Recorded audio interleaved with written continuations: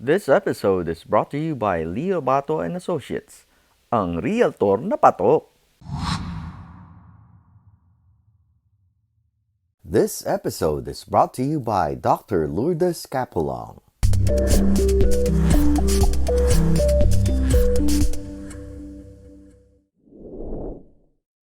You started producing. Was it scary? No, it was fun. It was love. It was purple. That's your color. Yes. Okay. Yeah. Now, tell me the process of how you made purple. What was your mindset? What was your mindset and state of mind? Two different things, and your emotional state as well. Oh man, it was a movie written in real time.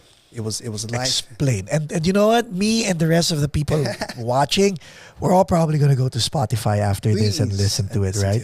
But yeah, man, Pac, I'm so proud of this project because it was birthed out of love. It was birthed out of the pain, and it was also and the resolution of it. So The resolution. yeah, man, it was great because So there's an arc. it is. It's an arc, and then there's a golden ending. There's something at the end that's like, it's going to be okay. So purple obviously is the color. For me, I love purples, and it's the color of love.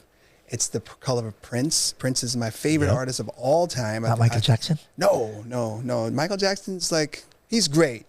He's the king of pop, but nobody, for me, in my opinion, is the greatest artist of all time that can do everything is Prince, for me. Yeah. So it was my ode to Prince because he was like my brother. He was the guy that I looked up to. And I'm like, yeah, I want to play everything. I want to write everything. I want to have all these fine ladies. I want to have a cool motorcycle. Yeah. I didn't have the high heel boots or anything, but he just inspired me so much. So it was like an ode to him. But when I create, there's chords, there's different things. I don't see that. I see colors. So when I'm working on something, I just don't think about it like that. It's just my approach to it. And I just create. And it's a gift from God. And Amen. somehow I wanted to create a full album, fully produced and written by myself. So Purple came pre-COVID. I was in this amazing relationship. This is the first time I'm actually going to say this. I was engaged, bro. Dude. Yeah. Why? Yeah, I was engaged and I was going to do the grown-up thing. I'm like, okay, cool. You go to school, you get the degree, and then you meet the one, and then you get married. Yeah. Man, yeah, I met the love. Don't shortcut this story, huh? You started it. So it was like, the fans were like, people were like, what's going on here? But yeah, I met this wonderful woman, and man, it's like it's just certain cars that pass you by in life. You're like, yeah, Yeah. and your heart just takes 5 leaps out of your body. Yes. It That's happened. how it was. Yeah. So we got together and loved very deeply. I love this woman deeply. Did you live together? Yeah. Okay. Eventually, after Okay. we got serious, and dude, I there's something within a man, like when he says, "Look, I only want to be with her for the rest of my life. I'm gonna be with her. I'm gonna go to the mall, to the grocery store with her, and I'm okay with that." Grow And- old. Yeah. And when I got to that point, when every answer was yes, that's when I said, you know what? I think I want to marry this girl. And I find myself looking at little rings and different things. I'm like, dang, that's a lot of money. Like, okay, let me do the calculations. See, look at you. That's a lot of money. Let me do the calculations. You were not like, that's a lot of money. Okay, maybe later. Yeah. You know what I mean? Yeah. That mindset that you have, that character trait that you have, Yeah. you're always looking for solutions to. Yeah, Okay, you go. know. And then? And I felt like all the crap that I've been through in life, the ups and downs, I felt like she was the reward.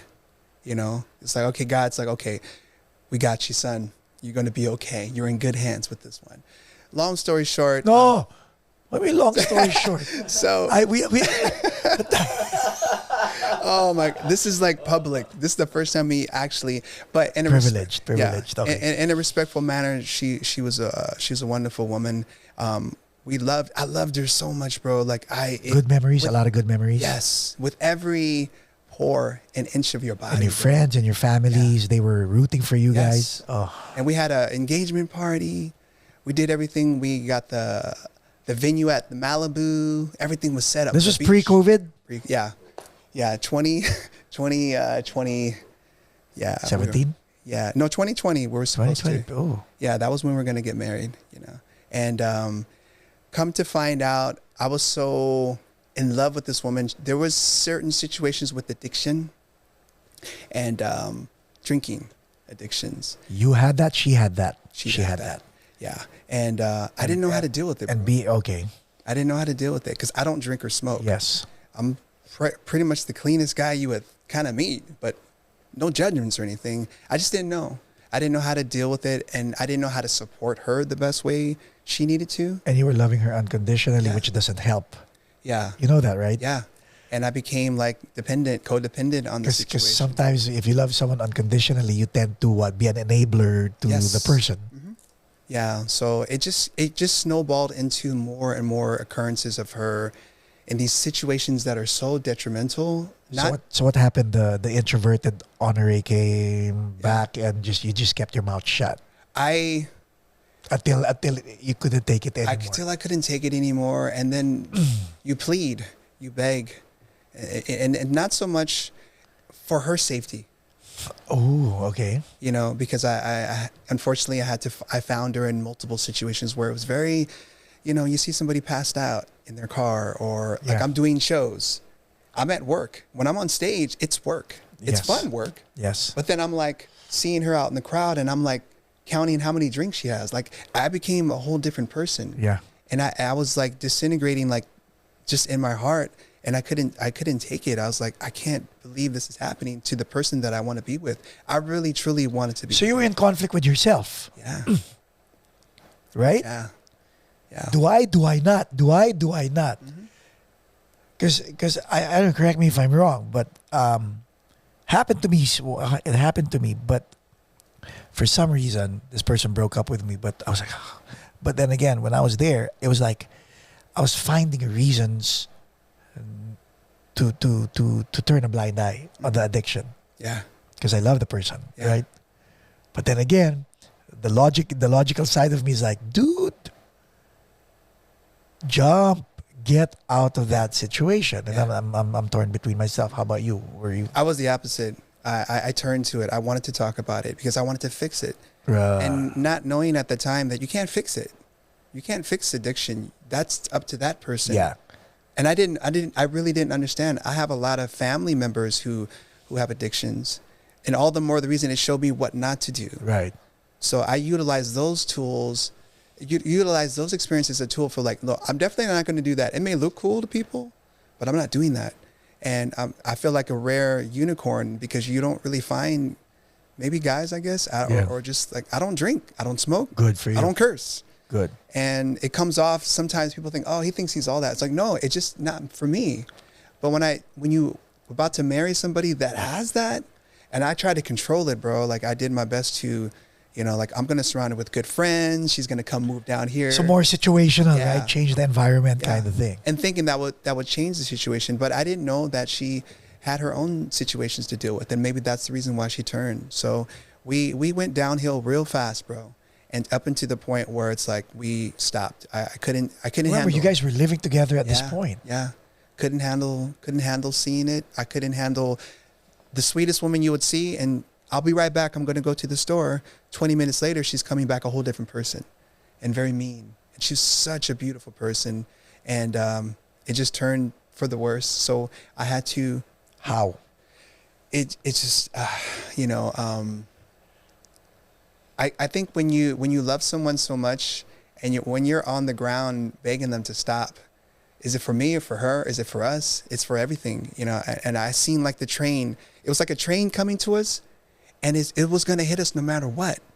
And I still tried to the very end. I begged so hard, and within all that, I'm writing these songs for the album. Yeah. And it was beginning of the first part of the album is the love. It's just the beginning of the fire when you're meeting somebody and how magical it is, and then nothing's perfect, but then you deal with it and you deal with the loss. So when she left, I my whole life left with it, your life leaves. And she left during COVID. Yeah. Yeah. And when you're sitting at Thanksgiving, Locked.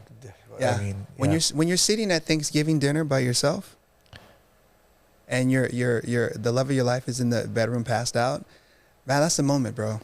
And I knew that for whatever reason, God, this is what you're trying to show me something. I'm not sure what. That was Thanksgiving 2020, Yeah, November 26, 2020. yeah. And then her moving out shortly after that and not seeing her anymore. It was a lot. It's deep, man. Not seeing her anymore. Yeah, Decisions, no. yeah. You know, we live and we try. You know, after that, I had to go back to how to prepare myself from the Of course. situation. Yeah. So I was like, yo, what am I going to do? I mean, I seek therapists. I went to a therapist. You know, going to a therapist helps, no? Yeah, I did. It was one of the best things I did. Instead of burdening your friends, No, like no. burden. Yeah. And I also went to Al-Anon. Okay. I went to Al-Anon because I didn't know what these places were. Friends said, look, you should go to Al-Anon. It's a place that could help support you. Yes. So I got the knowledge that I needed for me, not for her.